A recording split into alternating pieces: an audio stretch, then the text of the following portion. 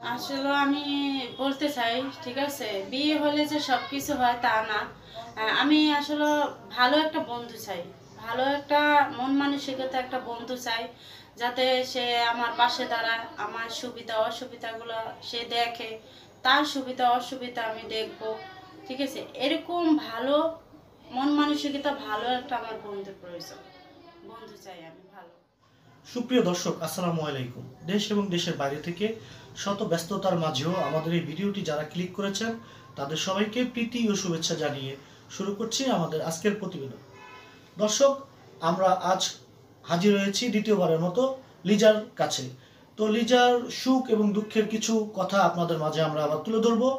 লিজা কেমন আছে এবং তার সন্তানদেরকে কি বানাতে চাচ্ছে, এবং লিজা কি ভবিষ্যতে বিয়ে শাদী বসবে কিনা, না অন্য কোনো পরিকল্পনা আছে, সে বিষয় নিয়ে আজ আমরা লিজার সঙ্গে আলাপ আলোচনা করব। চলুন দর্শক, আমরা লিজার সঙ্গে কথা বলি। তো লিজা, আসসালামু আলাইকুম। ওয়ালাইকুম আসসালাম। আসসালামু আলাইকুম। জি, কেমন আছেন আপনি? জি ভালো আছি, আপনি ভালো আছেন? জি আলহামদুলিল্লাহ ভালো আছি। তো লিজা আপু, আপনার সুখ এবং দুঃখের কথাগুলো যদি আমাদেরকে বলতেন একদম শুরু থেকে, যে আপনার জীবনে আজ কেন এই দুর্দশা। আমার শুরু থেকে কথা হলো গিয়া, ঠিক আছে, আমার আপু তো চলেই গেছে, আপু চলে গেছে, আব্বু নাই, আর আমি আমার ভাই বোনও নাই, আমি একলাই। তো যখন আমার মা সন্তানদেরকে নিয়ে আমি থাকি, তখন মনে করেন অনেকটা হিমশিম খেয়া যায়, চলাফেরা করতে অনেকটা কষ্ট হয়ে যায় গিয়ে আমার। ঠিক আছে, আর আম্মু তো অসুস্থই আছে। ঠিক আছে, ওষুধ কিনলে খাইলে ভালো থাকে, নাইলে ভালো থাকে না। আর আমার বাচ্চাদের আমার আশা স্বপ্ন, হ্যাঁ, আমার ছেলে বড় ছেলেরে হ্যাঁ বাইরে পাঠানোর জন্য, কাজ শেখানোর জন্য আমি দিছিলাম। হ্যাঁ, ওখান থেকে চলে আইসে, কাজ করানোর কষ্ট দেখে কাজ করানোর পরে আবার আবার কাজে দিছি। আর আমার ছোট ছেলে পড়ালেখা করাইতেছে। ওরে যে স্বপ্ন আছে, আশা আছে ডাক্তার বানানোর জন্য। বড় ছেলেকে? ছোট ছেলেরে। ছোট ছেলেরে ডাক্তার বানানোর আশা আছে, তাই পড়ালেখা করাইতেছি অনেক কষ্টে। তো আমার কষ্ট হইলো কি, ঠিক আছে, কষ্টে অনেক জীবনযাপনই করতেছি, মানে হিমশিম খায়া যেতেছে। আমরা মধ্যবিত্ত পরিবারের মেয়েরা হলে, মানুষ হলে কারো কাছ থেকে ধারও চাইতে পারে না, খুঁজতেও পারে না, ধার উধার করে আনতেও পারে না। আর অন্য দিক দিয়ে গেলে বলতে মনে করেন মানুষের তাকায়, নজর দেয়, খারাপ মন্তব্য করে। হ্যাঁ, এগুলোর দিক দিয়ে মনে করেন মানুষ এখন এভেলেবেল অনেক বেশি হয়ে গেছে। সামাজিক ভাবে কেউ বাঁচতে দেয় না, থাকতে দেয় না। আচ্ছা আচ্ছা, হ্যাঁ, তারপরে তো মনে করেন আমি আমার মারে নিয়ে, সন্তানদেরকে নিয়ে অনেক এই সংসার বাস করতেছি, অনেক কষ্টে মানে যাইতেছি, কি বলবো, মানে একবারে বুঝে নিতে হয় যে কষ্টে যেরকম যারা চলাফেরা করে তাদের মানে কষ্টটা কিরকম, তাহলেই বোঝা যায়। আচ্ছা, বিষয়টা হচ্ছে আপনার ছেলেকে আপনি ডাক্তার বানাতে চাচ্ছেন কেন? আমি ডাক্তার বানাইতাম চাইছি কেন, যে হ্যাঁ, যে আল্লাহ যদি বাঁচায়, ঠিক আছে, আমার মনের আশা যদি পূরণ করে, হ্যাঁ, যে অসহায় মানুষের চিকিৎসা করাইবো, অসহায় মানুষের পাশে দাঁড়াইবো।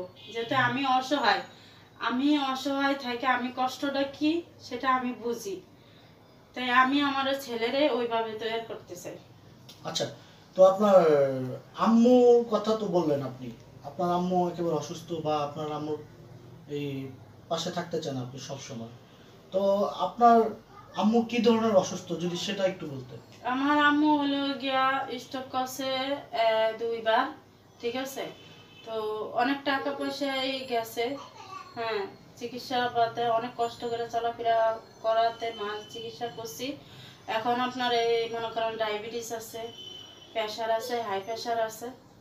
তো মনে করেন এগুলা নিয়ে অনেকটাই হিমশিম খাওয়া যায় বর্তমানে। এখন ওই ডায়াবেটিসের রুগী তো কেমন থাকে ওটা মানুষের সবাই জানে। হ্যাঁ, বেশি হইলো মরিয়া জায়গা, কম হইলো অসুবিধা হইয়া জায়গা। তো মনে করেন আমার প্রতি সপ্তাহে মনে করেন ওষুধ লাগে 500 টাকার, 1000 টাকার ওষুধ লাগে। তাও আপনার মনে করেন টাকার জন্য তাও আমি সুই দিতে পারতেছি না, ট্যাবলেট কিনা খাওয়াইতেছি। আচ্ছা আচ্ছা, ইন্স্যুরেন্স দিতে পারি না। আচ্ছা, তো আপনার এই যে এত অভাবের মধ্যেও আপনি, আপনার এত বড় পরিকল্পনা, আপনার মা অসুস্থ, আপনার মাকে আপনি ঠিকমতো ডাক্তারের ডাক্তারের কাছে নিয়ে সেবা দিতে পারছেন না, এবং আপনার ছেলেকে চাচ্ছেন আপনি ডাক্তার বানাতে, মানে এত অভাবের মধ্যেও আপনার এত বড় পরিকল্পনা, তার কারণটা কি? আমার ওই যে আমি আগেই বলছি যে আমি যেরকম গরিব অসহায়, কষ্টটা কি জিনিস সেটা আমি বুঝি।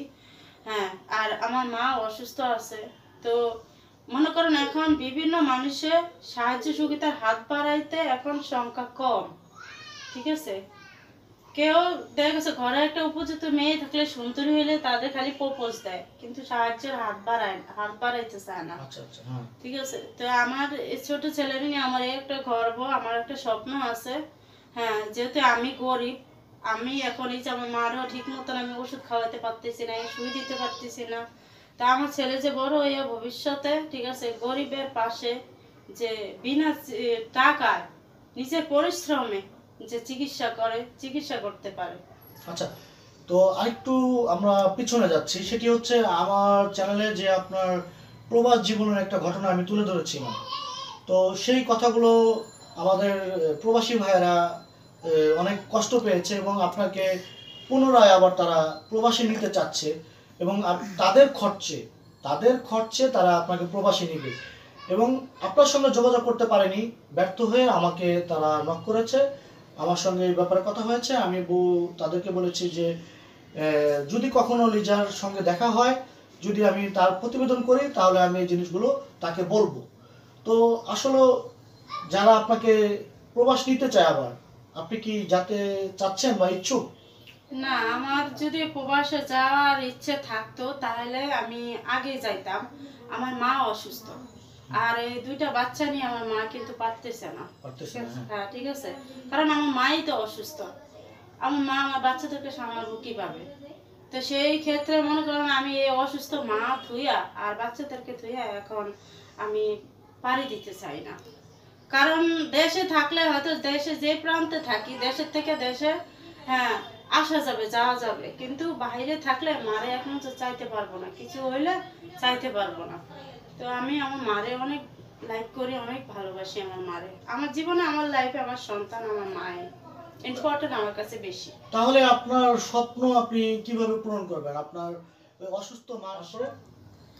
আর যারা মনে করেন আমারে তাদের পরিকল্পনা আমার বাইরে নিতে চায়, তারা যদি আমারে ওখান থেকে যদি আমাকে সহযোগিতা করে, সহযোগিতার বোন হিসাবে সহযোগিতার হাত বাড়িয়ে দেয়, সাহায্য সুবিধা করে, তাহলে আমার ছেলের স্বপ্নটা পূরণ করতে পারবো, আমার মা চিকিৎসা করতে পারবো। তো তারা যে আপনাকে সাহায্য এবং সহযোগিতা করবে, আপনার সঙ্গে তো তারা যোগাযোগ করতে পারেনি, বা সেই জন্যই তো তারা আমাকে নক করেছে। আপনারা লক করছে, আমার আগের নাম্বারটা বন্ধ, বিভিন্ন মানুষের বিভিন্ন কথা বলাতে আমি এই নাম্বারটা আমি বন্ধ করে রাখছি। তো এখন যদি কেউ আমাকে লক করতে চায়, আমার এই সাহায্য সুবিধা করতে চায়, তাহলে আপনার মাধ্যমে, আপনার সাথে যোগাযোগ করে, আপনার মাধ্যমে যোগাযোগ করলে তাহলে আমারে পাইবো। আচ্ছা, বিভিন্ন মানুষের কি ধরনের কথাগুলো বলেছে? বিভিন্ন মানুষে বিভিন্ন কথা বলে, হ্যাঁ বিয়ের কথা বললা, হ্যাঁ টাকা দিব, মানে এভাবে ঘুরাইতেছে, তারপরে বলতেছে বিয়ের কথা বলতেছে, ঠিক আছে। তো আমি তো বিয়ের জন্য আমি এখনো প্রস্তুতি নাই, আমি বিয়ের কথা এখন ভাবিই না, কারণ আমার মাকে নিয়ে, আমার বাচ্চাদেরকে নিয়ে আমার এখন ভাবনা চিন্তা। আচ্ছা আচ্ছা, তো আপনি কি আদৌ বিয়ে শাদী বসবেন? সত্য এটা কি ঘটনা সত্য? আমি না, এখন আমি বিয়ে শাদী বসবো না, বিয়ে শাদী করবো না, বিয়ে শাদীর পরিকল্পনা আমি এখনো আনিনি। বাট আমার একটাই পরিকল্পনা, আমার মা, আমার বাচ্চাদেরকে নিয়ে আমার এটাই পরিকল্পনা, যে তাদেরকে হ্যাঁ মুখে যে হাসি ফুটাইতে পারবি, আমার বাচ্চারে পড়ালেখা করাতে পারি, আর সেই ক্ষেত্রে আমার স্বপ্নটা যে পূরণ করতে পারি, ঠিক আছে। তো সেই প্রবাসের ভাইয়াদের কাছে আমার একটাই আবেদন থাকবো, যদি যারা আমারে নিতে চায়, আর যদি না নেয় তাহলে বোন হিসাবে যদি দয়া করে, তাদের যদি দয়া হয়, তাহলে আমাকে সাহায্য সহযোগিতা করতে পারলে আমি মনে করেন আমার মাকে নিয়ে, আমার বাচ্চাদেরকে নিয়ে আমি থাকতে পারবো, ভালো থাকতে পারবো একটু। আচ্ছা, তাহলে আপনার সঙ্গে যারা যোগাযোগ করতে চাবে, মানে আমার মাধ্যমে যোগাযোগ করতে হবে, তাই তো? জি, আপনার মাধ্যমে যোগাযোগ করবে। আচ্ছা আচ্ছা, তো সুপ্রিয় দর্শক, এতক্ষণ শুনলেন লিজার জীবনের ঘটে যাওয়া কিছু গল্প আমরা আপনাদের মাঝে শেয়ার করলাম। দর্শক, এই গল্পটি যদি আপনাদের কাছে ভালো লেগে থাকে তাহলে আপনাদের মতামত জানাতে পারেন আমাদেরকে কমেন্টের মাধ্যমে, এবং ভিডিওটিতে একটি লাইক দিয়ে পরবর্তী ভিডিও পেতে আমাদের এই চ্যানেলটি সাবস্ক্রাইব করে আমাদের এই চ্যানেলটির সঙ্গেই থাকতে হবে। ধন্যবাদ সকলকে। যেখানেই থাকুন ভালো থাকুন, নিজের শরীরের প্রতি যত্ন নেবেন, ভালো থাকবেন। খোদা হাফেজ।